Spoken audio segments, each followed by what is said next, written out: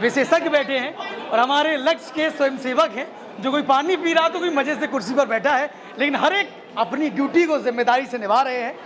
तो हम आपसे बाद में वार्ता करते हैं, पहले जो विशेषज्ञ यहाँ पर बैठे हैं उनसे बात करते हैं और जो आम रोग होते हैं खासतौर पर स्त्रियों को लेकर उनकी जानकारी लेते हैं।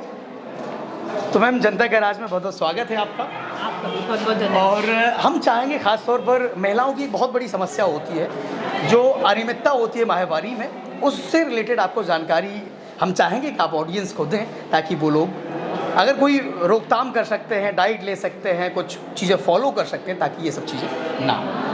अच्छा, you want to ask regarding regarding menstruation. देखो, मेंस्ट्रुएशन के बारे में जो सबसे इम्पोर्टेंट हमारे जो स्पेशली बुंदेलखंड में है वो है यहाँ का पे इन्फेक्शन, PID, डिस्चार्ज। इरेगुलरिटीज़ तो बाद में आएंगे, हम पहले जो डिस्चार्ज होता है ना, जिसको लोग यहाँ पे आम भाषा में लिकोरिया कहते हैं या धात की समस्या कहते हैं, उसकी जननी कहाँ से है, वो पैदा कैसे होती है। तो मेंस्ट्रुअल हाइजीन पे हमको सबसे ज़्यादा फोकस करना चाहिए और उसका एक सबसे बड़ा उपाय है कि हमको सैनिटरी पैड ये इस्तेमाल करना चाहिए। अच्छा, होता क्या है, जैसे जब पहली बार बच्ची मीनार के अटेंड करती है, मीनार के का मतलब है कि फर्स्ट टाइम वो पीरियड उसका शुरू हुआ, तो जो माँ जो ट्रेडिशन फॉलो कर रही है वो वही उसको दे देती है। तो हमको सबसे पहले पेरेंट्स को एजुकेट करना पड़ेगा, दे शुड बी एजुकेटेड, कि जब उनकी बेटियाँ माहवारी से हुए तो जो उन्होंने गलती की है उसको ना दोहराएं। तो 90% सारी चीज़ें इसी में सही हो जाती है। जो अंडो हिस्टेक्टमी हो रही है ना, बच्चेदानी का ऑपरेशन, कोई भी समस्या हुई बच्चेदानी का ऑपरेशन निकाल के फेंक दो। बहुत खासतौर पर कुछ सालों में ज़्यादा बड़ा नहीं है एक्चुअली, मुझे कहना नहीं चाहिए। ये हमारे जैसे महकमे में काम करने वाले लोगों का एक पैसा बनाने का जरिया बन गया। ये बहुत महत्वपूर्ण बात मैम ने बोली है। डॉक्टर हैं, इसी रोग की विशेषज्ञ हैं और एक कड़वी सच्चाई बता रही हैं, और जो महत्वपूर्ण बातें बता रही उनको गौर से सुनिएगा और फॉलो करिएगा।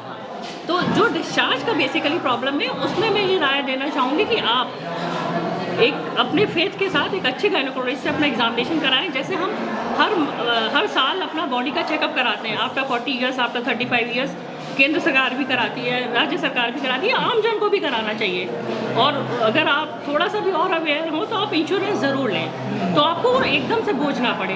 आपको अगर मान लीजिए मुझे मुंह का कोई प्रॉब्लम है, दांत का कोई प्रॉब्लम है, तो मैं जब तक मुंह नहीं खोलूँगी तब तक मेरा रोग किसी को नहीं पता चलेगा।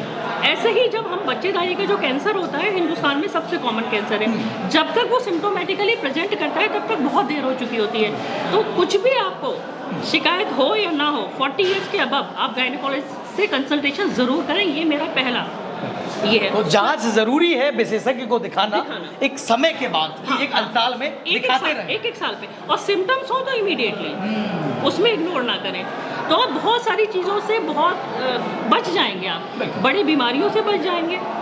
एक तो मेंस्ट्रुअल हाइजीन का आप उसको मेंटेन रखें, दूसरा अपना रेगुलर चेकअप कराएं, और बाकी हार्मोनल या क्या पैथोलॉजी इरेगुलरिटीज़ की वो डॉक्टर्स पे छोड़ दें।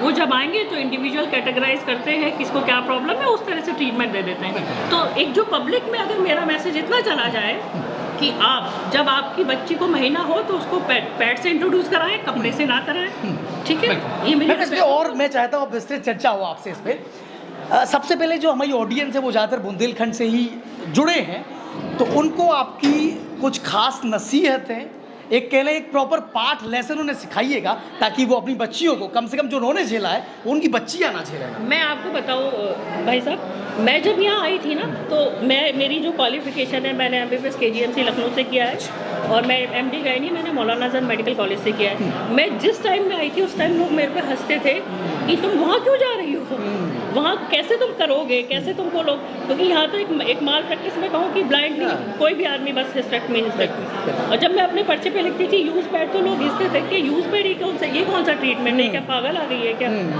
समहाउ हिस्टेक्टमी जिनको ज़रूरत है उनकी होनी चाहिए, मैं इसके में अगेंस्ट नहीं हूँ, लेकिन अननेसेसरी केवल डिस्चार्ज पर वजाइनम के लिए मत करिए। उनको एजुकेट करो ना कि तुमको ये डिकोरिया क्यों हो रहा है।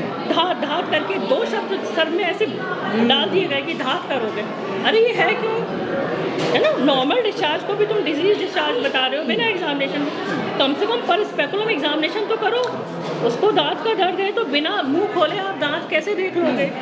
तो वो गायनोकोलॉजिस्ट पेरेंट्स के पास होते हैं इंस्ट्रूमेंट, उनको बेवकूफ़ मत बनाओ, पेट में हाथ रख के अननेसेसरी अनड्यू केवल अल्ट्रासाउंड करा के और सीधे बच्चेदानी का ऑपरेशन नहीं। ठीक है, एक तो मेरा अगर ये मैसेज, जब मैं यहाँ पे आई थी तो मुझे बड़ी प्रॉब्लम होती थी, क्योंकि मैंने ये सुना था कि लोग माहवारी में राख और कपड़े और पत्ते इस्तेमाल करते हैं, जो अनफॉर्चुनेटली मैं कहूँ यहाँ मैंने खुद उसका साक्षी बनी हूँ। मैंने देखा है लोगों को, इतनी गरीबी है कि वो कपड़े की मतलब गंदे कपड़े तो छोड़ो, पत्ती और राख मैंने लगाते हुए देखा है। तो मुझे जैसे ना दिल मेरा दहल जाता है। लोग क्योंकि मैं यहाँ पैसा कमाने आई नहीं थी, मैं उनको जो दी बेस्ट गाइडेंस होता है वो देने की कोशिश करती हूँ, जो दी बेस्ट मैं कर सकती हूँ, जितनी मेरी कैपेबिलिटी है वो करने की कोशिश करती हूँ। तो कभी भी एक ये फलाना रोग मेरी मौसी को हुआ था तो उन्होंने बच्चेदानी निकलवा दी, तो मैं भी, मेरे को भी हो रहा है तो मैं भी निकलवा दूँ, बिल्कुल नहीं। जिस चीज़ का ट्रीटमेंट हो सकता है उसको आप ट्रीट कराइए। जब वो नॉन ट्रीटेबल मेडिसिन से उसका नहीं मैनेजमेंट ना हो तो आप सर्जरी के लिए जाइए। सबसे पहले सबसे बड़ी बात है कि एक अच्छे विशेषज्ञ को दिखाना, और उसके बाद फिर क्या डिसीजन लेना है वो बाद में तय करना। किसी को भी ऐसे ही दिखा के और जो उसने कह दिया दिमाग में जो डाल दिया वो ना करें। जो दूसरी इम्पोर्टेंट बात जो मैं आपके माध्यम से अपने दर्शकों को बताना चाहती हूँ कि आप सालाना अपनी सर्विक्स का एग्जामिनेशन, बच्चेदानी के मुख का एग्जामिनेशन अच्छे गायनेकोलॉजिस्ट से ज़रूर करवाएं, क्योंकि जब तक कभी कभी क्या होता है कि जब तक हमको सिम्टम्स आते हैं तब तक काफ़ी देर हो चुकी होती है। और इसका एक स्क्रीनिंग टेस्ट होता है जिसको पैप स्मीयर कहते हैं, या आप थोड़ा सा एडवांसमेंट हो गया LBC कहते हैं, तो आप वो करवा लो सालाना तो बहुत अच्छा रहेगा। तो एक वो डर और दहशत है जिसको डॉक्टर्स भुनाते हैं कि तुमको कैंसर तो हो जाएगा, तुम स्क्रीनिंग कर लो ना, जाँच में बता दो, उसको दिखा दो।